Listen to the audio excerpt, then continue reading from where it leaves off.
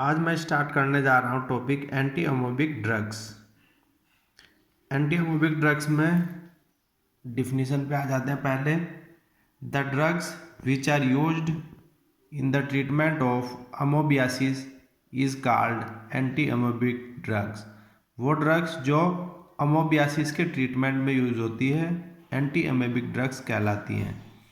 अमोबियासिस, अब अमोबियासिस क्या होता है वो देख लेते हैं।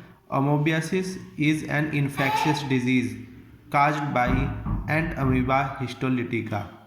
तो अमोबियासिस वो डिजीज़ है जो कि एक प्रोटोजोआ एंट अमीबा हिस्टोलिटिका की वजह से होती है। ठीक है, अब हम इसकी थोड़ा लाइफ साइकिल देख लेते हैं। ये इसकी लाइफ साइकिल है। ये छः पॉइंट है, 6 पॉइंट्स में कवर हो जाती है।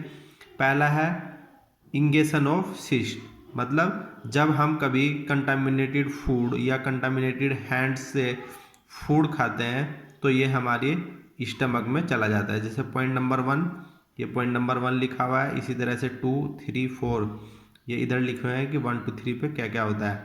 फर्स्ट पॉइंट है, ये नंबर 1 है, इंजेक्शन ऑफ सिस्ट, मतलब जब हम कंटामिनेटेड फूड या कंटामिनेटेड हैंड से फूड खाते हैं तो सिस्ट जो है ये प्रोटोजोआ सिस्ट के फॉर्म में हमारे स्टमक में चला जाता है। इसके बाद ये सेकंड पॉइंट है, यहाँ पे क्या होता है, फॉर्मेशन ऑफ ट्रोफोजोइट्स, मतलब सिस्ट जो डोरमेंट स्टेज है प्रोटोजोआ की, उस सिस्ट से जो आउटर कवर हट जाती है और जो सिस्ट है उससे ट्रोफोजोइट्स फॉर्म होता है। तो ये यहाँ पे देख रहे हो, ये सिस्ट है, इसके अंदर मैंने पॉइंट नहीं लगा, लेकिन इससे ट्रोफोजोइट्स बन गया है। ये ट्रोफोजोइट्स का स्ट्रक्चर हो गया, इसमें मैंने अंदर पॉइंट लगा दिया तो डिफरेंस हो जाता है सिस्ट में और ट्रोफोजोइट्स में।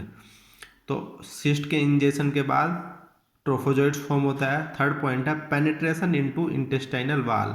ये जो ट्रोफोजोइट्स है ये यहाँ पे देख रहे हो इंटेस्टाइनल वाल में पेनिट्रेट कर गया, मतलब इंटेस्टाइनल वाल के अंदर घुस गया है।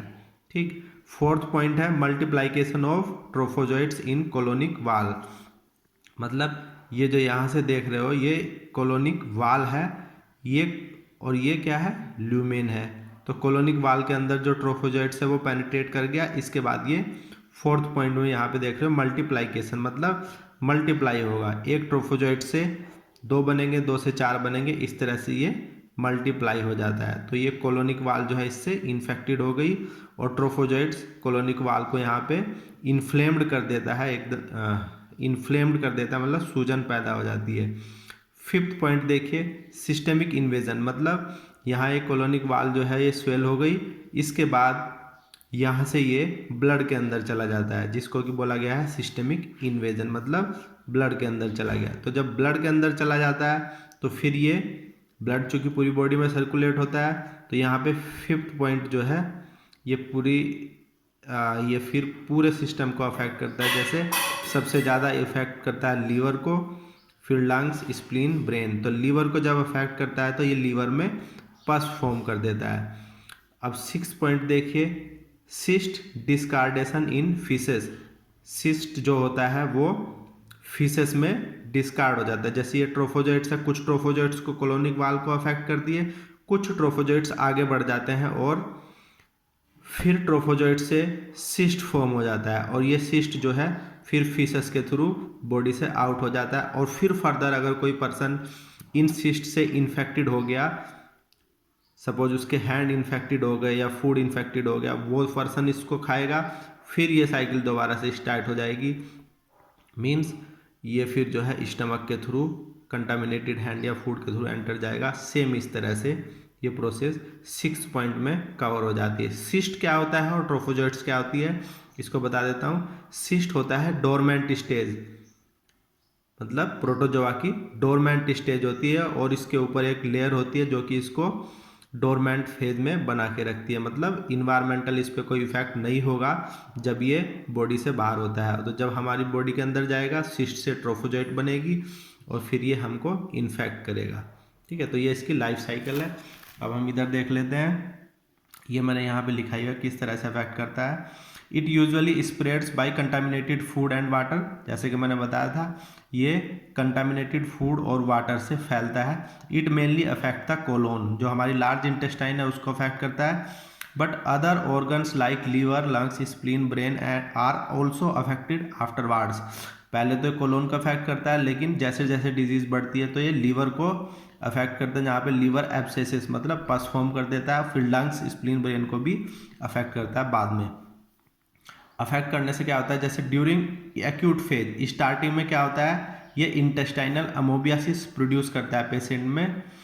Patient may have loose motions, जिससे कि लूज मोशंस होते हैं विद और विदाउट म्यूकस और ब्लड। लूज मोशंस होते हैं, ब्लड के साथ भी हो सकते हैं और बिना ब्लड के भी हो सकते हैं। ये है एक्यूट फेज में। क्रोनिक फेज मतलब जैसे जैसे डिजीज आगे बढ़ती है उसमें क्या होता है, in chronic amoebiasis patient have dull pain, dull मतलब भद्दा, बहुत ही मतलब एक तरह से असहनीय है।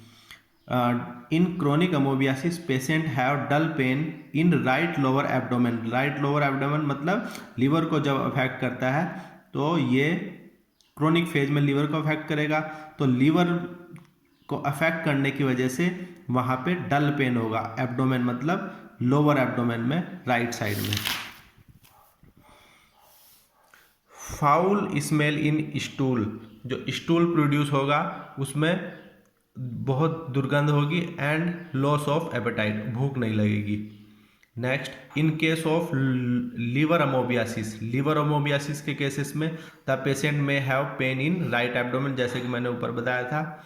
अपर एब्डोमेन में होगा, है ना, ऊपर वाले पार्ट में पेन प्रोड्यूस होगा। फीवर भी हो सकता है, loss of weight, weight loss और एनीमिया। ये है इसका क्लासिफिकेशन। क्लासिफिकेशन में एंटी अमोबिक ड्रग्स का क्लासिफिकेशन फर्स्ट है इमेटिन ग्रुप, जिसमें इमेटिन डाइहाइड्रो इमेटिन जो कि इपिका कुन्हा से प्राप्त होता है। सेकंड है इमिडाजोल ग्रुप, ये इसकी प्रोटोटाइप ड्रग है, इसमें मेट्रोनिडाजोल आता है, ये इसकी प्रोटोटाइप ड्रग है। Next tinidazole. थर्ड है क्यूनोलिन डेरिवेटिव्स, इसके अंदर क्लोरोक्यून जो कि एंटी मलेरियल ड्रग है, और डाइहाइड्रोक्सी क्यूनोलिन, ये भी एंटी मलेरियल ड्रग है और प्रोटोजोआ के केसेस में इफेक्टिव होती है। अदर्स में आता है आपका डिलोक्सिनाइड फुरुएट, ठीक है। इसमें आपको एक ही स्ट्रक्चर पढ़ना है, दैट इज मेट्रोनिडाजोल कॉमन है। मेट्रोजिल की ब्रांड नेम इसका हो जाएगा मेट्रोजिल। स्ट्रक्चर देखिए, स्ट्रक्चर में इसमें जो रिंग होता है ये है इमिडाजोल, जो बेसिक रिंग है, इसमें 1 और 3 पोजीशन पे नाइट्रोजन है तो ये इमिडाजोल है, 5 मेंबर्ड रिंग है। 2 पोजीशन पे नाइट्रो ग्रुप है, 2 पोजीशन पे मिथाइल ग्रुप है और 5th पोजीशन पे नाइट्रो ग्रुप है, ये 5th पोजीशन हो गई, ठीक है। तो अब इसका आईयूपीएसी नोमेनक्लेचर देख लेते हैं।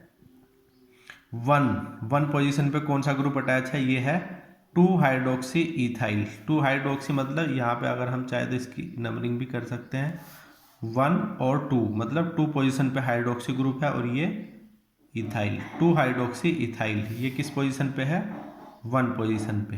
1 पोजीशन पे है 2 हाइड्रोक्सी इथाइल, फिर ये 2 पोजीशन पे मिथाइल, 5 पोजीशन पे नाइट्रो और बेसिक रिंग है इमिडाजोल। तो ये इसका आईयूपीएसी नोमेनक्लेचर हो गया। नेक्स्ट है physical property, it is pale yellow to cream colour, crystalline compound, have limited solubility in water, water में लेस सोल्यूबल होता है, एंड अदर ऑर्गेनिक सॉल्वेंट, मतलब इसकी सोल्युबिलिटी जो है लिमिटेड होती है। यूजेज देखिए, इट इज़ यूज्ड इन अमोबियासिस, ठीक है, बहुत दोनों टाइप के, जो एक इंटेस्टाइनल अमोबियासिस है और दूसरा एक्स्ट्रा इंटेस्टाइनल टाइप, मतलब जो कोलोन को अफेक्ट करता है, केवल कोलोन तक रहता है, वो इंटेस्टाइनल अमोबियासिस है। अगर वो कोलोन से अदर लीवर, लंग्स, अदर और स्प्लीन, ब्रेन, इनको भी अफेक्ट करता है तो वो एक्स्ट्रा इंटेस्टाइनल अमोबियासिस कहलाता है। तो ये दोनों टाइप के, मतलब एक्यूट फेज और क्रोनिक फेज दोनों में बेस्ट ड्रग है जो यूज होती है। नेक्स्ट है ऑल्सो यूज इन जियार्डियासिस, जो कि जियार्डिया लाम्बिया की वजह से डिजीज प्रोड्यूस होती है, ये भी एक प्रोटोजोअल डिजीज है। थर्ड, ट्राइकोमोनियासिस, ये आपका ट्राइकोमा वेजाइनालिस की वजह से होता है, ये एक सेक्सुअली ट्रांसमिटेड डिजीज है। Third, in the treatment of peptic ulcer, जो कि एच पाइलोरी मतलब हेलिकोबैक्टर पाइलोरी की वजह से होता है, उस पेप्टिक अल्सर के ट्रीटमेंट में यूज होती है। नेक्स्ट है ऑफिशियल्स में इसका हो जाएगा metronidazole, BPIP metronidazole tablet, IPBPSP and metronidazole injection USP।